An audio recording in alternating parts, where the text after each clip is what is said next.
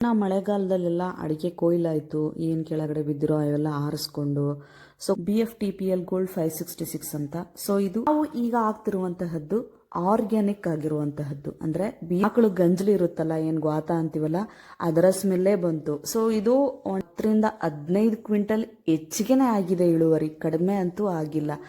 Ban ಆಗುತ್ತೆ ಗುಟ್ಕಾಕ್ ಹೋಗ್ತಿದೆ, ಹಂಗಾಗಿ ಬ್ಯಾನ್ ಆಗುತ್ತೆ ಅಂತ ಹೇಳ್ತಾರೆ. ನೀವು ಹೊಡೆಯೋದೇ ರೈತರು ಹೊಟ್ಟೆ ಮೇಲೆ ಅಂತ ಗೊತ್ತು ನಂಗೆ. ಇದು ತುಂಬಾ 30 ml ಔಷಧಿಯನ್ನ ಹಾಕೋತಾ ಹೋಗ್ಬೇಕು.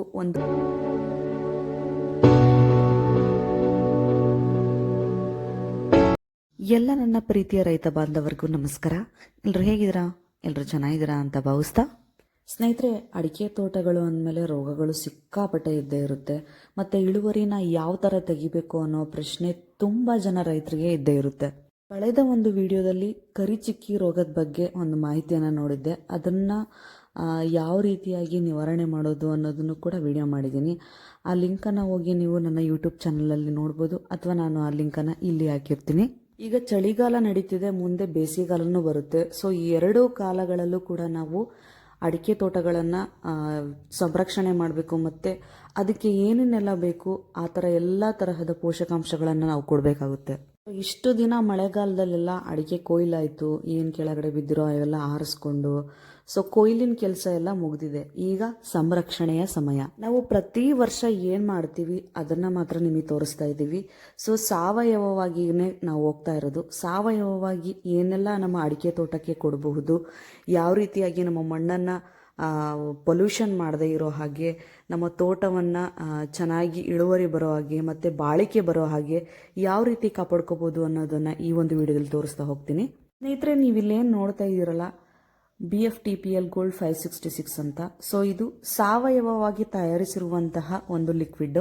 ಈ ಒಂದು ಔಷಧವನ್ನ ಕಳೆದ 3 ವರ್ಷದಿಂದ ಹಾಕ್ತಾ ಬರ್ತಿದ್ದೀವಿ. ತುಂಬಾ ಚೆನ್ನಾಗಿ ಇಳುವರಿ ಬರ್ತಾ ಇದೆ, ಮತ್ತೆ ಅದು ಒಂದು ನಮಗೆ ರಿಸಲ್ಟ್ ಗೊತ್ತಾಗ್ತಾ ಇದೆ ಕೂಡ. ಹಾಗಾಗಿ ನಾವು ನಿಮಗೆ ಹೇಳ್ತಾ ಇದ್ದೀವಿ, ಸೊ ತಗೊಂಡು ಬಳಕೆ ಮಾಡ್ಬೋದು, ನಿಮ್ಮ ತೋಟಕ್ಕೂ ಕೂಡ ಹಾಕ್ಬೋದು ಅಂತ. ಸೊ ಇದು ತೆಂಗಿನ ತೋಟ ಮತ್ತು ಅಡಿಕೆ ತೋಟಗಳ ಸ್ಪೆಷಲ್ ಇದು. ಸೊ ಅದಕ್ಕೆ ಅಂತಾನೆ ಈ ಒಂದು ಗೊಬ್ಬರ ಔಷಧವನ್ನು ಮಾಡಿರುವಂತಹದ್ದು. ಇದರ ಉಪಯೋಗ ಏನಪ್ಪಾ ಅಂತಂದ್ರೆ, ಇದನ್ನ ನಾವು ನಮ್ಮ ಒಂದು ಭೂಮಿಗೆ ಹಾಕೋದ್ರಿಂದ ಅಲ್ಲಿ ಜೈವಿಕ ಚಟುವಟಿಕೆ ಹೆಚ್ಚಾಗುತ್ತೆ, ಅಂದ್ರೆ ಮೈಕ್ರೋಬಯಾಲಜಿಕಲ್ ಆಕ್ಟಿವಿಟೀಸ್ ಹೆಚ್ಚಾಗುತ್ತಾ ಹೋಗುತ್ತೆ. ಸಸ್ಯಗಳ ಬೆಳವಣಿಗೆಯನ್ನ ಹೆಚ್ಚಿಗೆ ಮಾಡುತ್ತೆ, ನಮ್ಮ ಇಳುವರಿನೂ ಕೂಡ ಹೆಚ್ಚಿಗೆ ಮಾಡುತ್ತೆ. ಇದರ ಜೊತೆಗೆ ನಾವೇನು ಕಾಸ್ಟ್ಲಿ ಕೆಮಿಕಲ್ ಎಲ್ಲ ತಂದು ಹಾಕ್ತಿವಲ್ಲ, ಅದರ ಅಮೌಂಟ್ನು ಕೂಡ ನಾವು ಉಳಿಸ್ಕೋಬಹುದು. ತೆಂಗಿನ ಮರ ಅಥವಾ ಅಡಿಕೆ ಮರ ಆಗಿರ್ಬೋದು, ಅವುಗಳ ಬೇರುಗಳು ಒಳ್ಳೆಯ ಬೆಳವಣಿಗೆ ಹೊಂದುತ್ತದೆ. ಇದ್ರ ಜೊತೆಗೆ ಯಾವುದೇ ಹೂವು ಉದುರದೇ ಇರೋ ಹಾಗೆ ಕಾಪಾಡುತ್ತೆ. ಒಳ್ಳೆಯ ಆರೋಗ್ಯಯುತವಾದಂತಹ ಹೂವು ಬಿಡೋ ಹಾಗೆ ಈ ಒಂದು ಔಷಧ ಮಾಡುತ್ತೆ.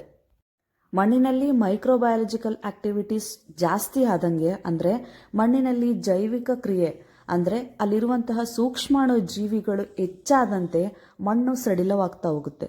ಸೊ ಮಣ್ಣಿನ ಒಳಗಡೆ ಇರುವಂತಹ ಬೇರಿಗೆ ಗಾಳಿ ಸರಾಗವಾಗಿ ಹೋಗಿ ಹೊರಗಡೆ ಬರಲಿಕ್ಕೆ ಈಸಿ ಆಗುತ್ತೆ, ಮತ್ತು ಯಾವುದೇ ತರಹದ ನಾವು ಪೋಷಕಾಂಶಗಳು, ನೀರು ಒದಗಿಸಿದ್ರೆ ಅದು ಬೇಗ ಹೀರ್ಕೊಳ್ಳುತ್ತೆ. ಇಲ್ಲ ಅಂದರೆ ನೆಲ ಗಟ್ಟಿಯಾಗಿದ್ಬಿಡುತ್ತೆ. ಯಾವುದೇ ಒಂದು ಬಿತ್ತನೆ ಆಗಿರ್ಬೋದು, ಯಾವುದೇ ಒಂದು ತೋಟ ಆಗಿರ್ಬೋದು, ಈ ಎಲ್ಲವನ್ನು ಕೂಡ ನೀಟಾಗಿರಬೇಕು ಅಂತಂದರೆ ಮಣ್ಣು ಸಡಿಲವಾಗಿರಬೇಕು.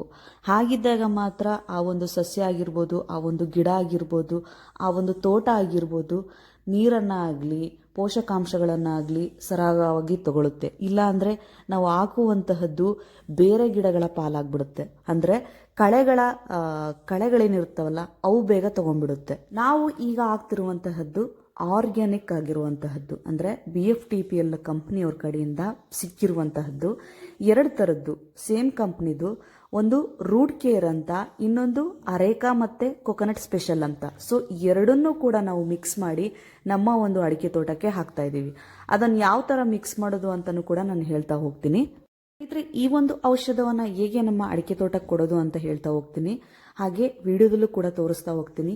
ಈಗ ನಾವು ಒಂದು ಬಕೆಟ್ಗೆ 5 ಲೀಟರ್ ನೀರು ಹಾಕಿದ್ದೀನಿ. ಸೊ ಈಗ ನಾನು ಇಲ್ಲೇನು ನಮ್ಮ ತಂದೆಯವರು ಮಿಕ್ಸ್ ಮಾಡ್ತಾ ಇದ್ದಾರಲ್ಲ, ಇದು ಅರೇಕಾ ಮತ್ತು ಕೊಕೊನಟ್ ಸ್ಪೆಷಲ್ ಇರುವಂತಹದ್ದು ಲಿಕ್ವಿಡ್ 5 ಲೀಟರ್ದು. ಸೊ ಇದರಲ್ಲಿರುವಂತಹ 5 ಲೀಟರ್ನಲ್ಲಿ 2.5 ಲೀಟರ್ ಆಯಿಲನ್ನು ಬಕೆಟ್ಗೆ ಹಾಕ್ತೀವಿ. ನೋಡ್ತಾ ಹೋಗಿ.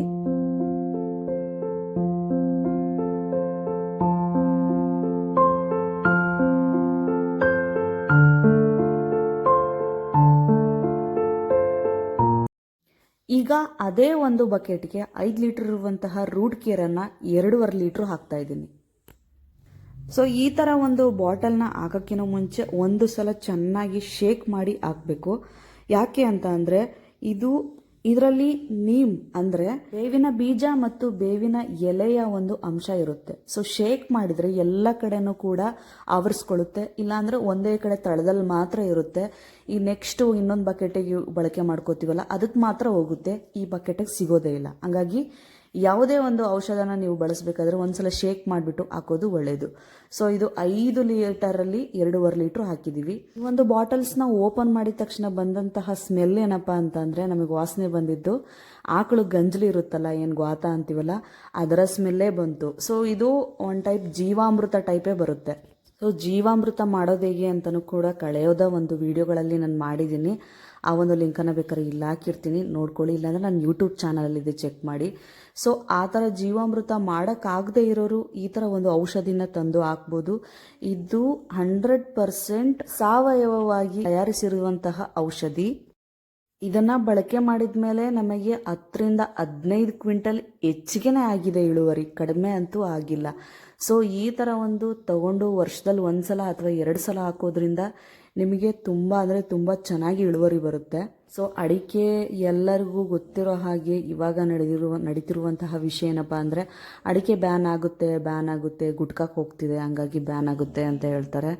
ಸೊ ಗುಟ್ಕಾಗೆ ಹೋಗುತ್ತೆ ಅನ್ನೋ ಒಂದು ಕಾರಣಕ್ಕೆ ನೀವು ಅಡಿಕೆನ ನಂಬ್ಕೊಂಡಿರುವಂತಹ ರೈತರಿಗೆ ಮೋಸ ಮಾಡೋದಾದರೆ, ಸೊ ಈ ಸಾರಾಯಿ ಅಂಗಡಿಗಳನ್ನು ಕೂಡ ನೀವು ಬ್ಯಾನ್ ಮಾಡಬೇಕು. ಯಾಕೆಂದರೆ ಅದನ್ನು ನಂಬ್ಕೊಂಡು ಯಾರೂ ಕೂಡ ಇಲ್ಲಿ ಜೀವನ ಮಾಡ್ತಾ ಇಲ್ಲ. ಸೊ ಬಂದ್ ಮಾಡೋದಾದರೆ ಫಸ್ಟು ಸಾರಾಯಿ ಅಂಗಡಿಗಳು, ಏನು ವೈನ್ ಶಾಪ್ಗಳಿದಾವಲ್ಲ, ಅವನ್ನೆಲ್ಲ ಬಂದ್ ಮಾಡ್ಕೊಂಬನ್ನಿ. ಆಮೇಲೆ ಬೇಕಾದ್ರೆ ಈ ಒಂದು ಅಡಿಕೆನ ಬ್ಯಾನ್ ಮಾಡಿ.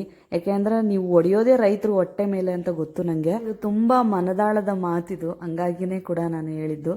ಸೊ ಈಗ ಕಮ್ ಟು ಪಾಯಿಂಟ್ ಅಂತ ಬಂದ್ಬಿಡೋಣ ನಮ್ಮ ಮೇನ್ ಕೆಲಸಕ್ಕೆ. ಸೊ ಈಗ 2 ಬಕೆಟ್ ನಾವು ಜೀವಾಮೃತನ ತಯಾರು ಮಾಡಿದ್ದೀವಿ. ಸೊ ಈ ಕಡೆ 2.5 ಲೀಟ್ರು, ಆ ಕಡೆ 2.5 ಲೀಟ್ರು, ಒಂದು ಬಾಟ್ಲದ್ದು, ಈ ಕಡೆ 2.5 ಲೀಟ್ರು, ಆ ಕಡೆ 2.5 ಲೀಟ್ರು, ಇನ್ನೊಂದು ಬಾಟ್ಲದ್ದು, 5 ನೀರು ಹಾಕಿದ್ದೀವಿ. ಸೊ 10 ಲೀಟ್ರು ನಾವು ಒಂದು ಔಷಧನ ತಯಾರು ಮಾಡ್ಕೊಂಡಿದ್ದೀವಿ.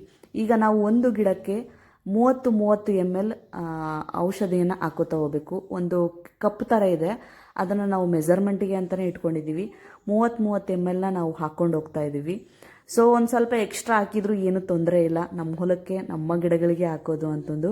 ಸೊ 1 ಎಕರೆಗೆ ಸೊ ಈ ಒಂದು 10 ಲೀಟರ್ 2 ತರಹದ ಒಂದು ಔಷಧ ಅಂದರೆ ಅರೇಕಾ ಮತ್ತು ಕೊಕೊನಟ್ ಸ್ಪೆಷಲ್ ಒಂದು ಮತ್ತು ರೂಟ್ ಕೇರ್ ಒಂದು, ಇದೊಂದನ್ನ ತರಿಸಿದ್ರು ಅಂದರೆ ವರ್ಷಕ್ಕೆ 2 ಸಲ ಹೊಡಿಸಿ.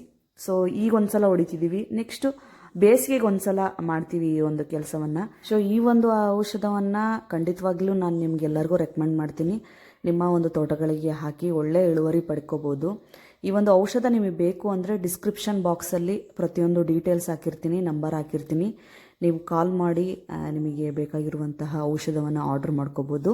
ಇದಿಷ್ಟು ಪೋಷಣೆನ ಅಡಿಕೆ ತೋಟಗಳಿಗೆ ಮಾಡ್ತಾ ಹೋಗಬೇಕು. ಸೊ ಇನ್ನೊಬ್ರು ನೋಡಿ ಹೊಟ್ಟೆ ಹೊರ್ಕೊಳ್ಳೋದು, ಅವ್ರದ್ದು ಜಾಸ್ತಿ ಆಯಿತು ಅಂತ ಹೊಟ್ಟೆ ಹೊರ್ಕೊಳ್ಳೋದು, ಅವೆಲ್ಲ ಬಿಟ್ಬಿಟ್ಟು ನಿಮ್ಮ ಕೆಲಸವನ್ನು ನಿಮ್ಮ ಹೊಲದಲ್ಲಿ ನೀವು ಮಾಡ್ತಾ ಹೋಗಿ, ದೇವರು ನಿಮಗೆ ಪ್ರತಿಫಲ ಕೊಟ್ಟೇ ಕೊಡ್ತಾನೆ ಅಂತ ಹೇಳ್ತಾ, ಈ ವಿಡಿಯೋ ಖಂಡಿತವಾಗ್ಲೂ ನಿಮ್ಗೆ ಇಷ್ಟ ಆಗಿದೆ ಅನ್ಕೋತೀನಿ. ಇಷ್ಟ ಆಗಿದ್ರೆ ಲೈಕ್ ಮಾಡಿ, ಶೇರ್ ಮಾಡಿ, ಕಮೆಂಟ್ ಮಾಡಿ. ಯಾರು ನನ್ನ ಚಾನಲ್ನ ಮೊದಲು ನೋಡ್ತಾ ಇದ್ದಾರೆ ಸಬ್ಸ್ಕ್ರೈಬ್ ಮಾಡಿಕೊಂಡು ಚಾನಲ್ನ ನೋಡಿ ಅಂತ ಹೇಳ್ತಾ, ಮುಂದೆ ಒಂದು ಒಳ್ಳೆ ವಿಡಿಯೋದ ಜೊತೆ ಸಿಗ್ತೀನಿ ಸ್ನೇಹಿತರೆ. ಅಲ್ಲಿವರೆಗೂ ಟೇಕ್ ಕೇರ್, ಬಾಯ್, ನಮಸ್ಕಾರ.